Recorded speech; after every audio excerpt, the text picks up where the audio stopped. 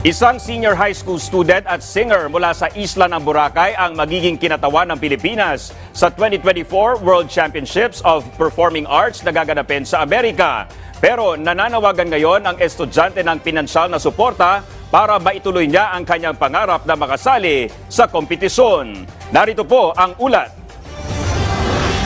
When my hair starts turning gray, saying I could find one better with age. I guess I learned it from my parents. The true love starts with friendship. Sa lamig ng kanyang boses at tagos sa pusong pagkanta, Faking apology after a fight. sino ba naman ang hindi mabibighani sa talento ng 17 anyos na si Shaira Asister, senior high school student mula sa Boracay.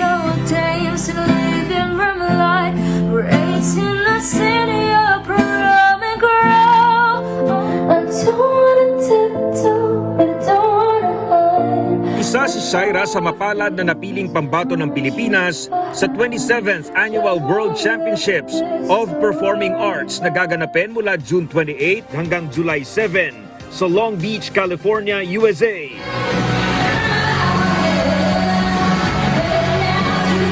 Nang mag-audition si Shaira sa Iloilo noong Nobyembre ng nakaraang taon, ibinuhos niya ang kanyang husay para makuha ang boto ng mga hurado para sa singing category. Siyempre po, tinake ko na po agad yung opportunity na yon na may pakita yung talent ko, and of course na gustong-gusto ko po talagang magdala ng pride sa mga Filipino. Sobrang saya ko po, sir. As in, words can't describe how I felt that day.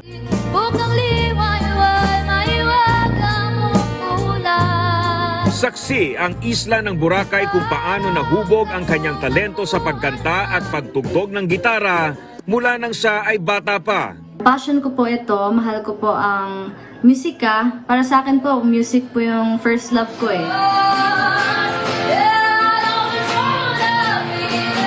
Pero nung 12 years old na ako, doon ko na po siya sineryoso talaga na sabi ko, ito talaga yung tinitibok ng puso ko po.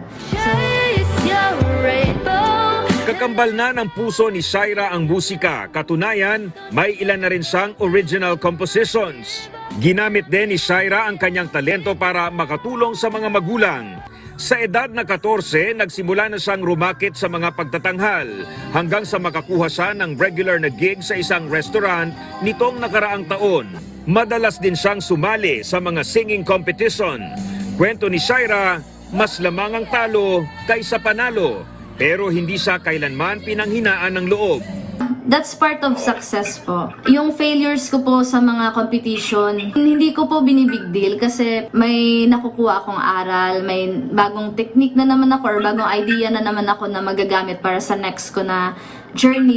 Sa kabiguan man o tagumpay, hindi nakakalimot magdasal at magpasalamat sa Diyos si Shaira dahil biniyayaan siya ng talento sa musika at mga magulang na walang sawang sumusuporta sa kanyang mga pangarap. Hindi ko po kakayanin yung mga ginagawa ko ngayon without kay Lord. Sa lahat po ng mga competition po na sinasalihan ko, talagang panalangin po talaga yung pinakamalakas kong sandata. Big thanks po sa papa ko, sa lahat-lahat po ng sakripisyo na ginagawa niya sa akin. And sa mama ko naman po, sa pagtulong rin po sa akin sa financial, sa pagsuporta sa akin sa mga vocal lessons ko po. Sobrang pinapasalamatan ko po sila. Ito na ang pangalawang beses na pumasa sa audition si Shaira para sa prestihiyosong World Championships. Pero hindi siya natuloy noong nakaraang taon dahil sa kakapusan ng pera.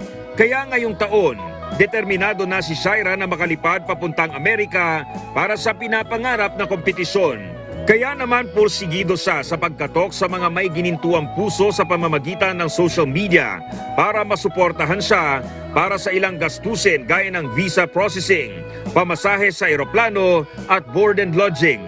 Sana po ay suportahan niyo po ako at bigyan ng kaunting tulong at pansin po. Tanging dinadasal ko po talaga na tulungan niya po ako na mipakita po sa mga taong tumulong sa akin na worth it po yung tinulong nila. Sa mga nakalipas na taon, ilang Pinoy artists na rin ang itinanghal na world champion sa nasabing patimpalak, tulad ni Jed Madela, Jonalyn Viray, Rap Salazar at Laarni Luzada. At tulad din ng kanyang kinagis ng isla ng Boracay na kilala sa buong mundo. Dahil sa malaparaiso nitong ganda, hangad ni Shaira na magningning sa pandaigdigang entablado at makilala sa larangan ng musikang pinakamamahal niya. Over the rainbow, bluebirds fly. Dominic Almelor, para sa Pambansang TV sa Bagong Pilipinas.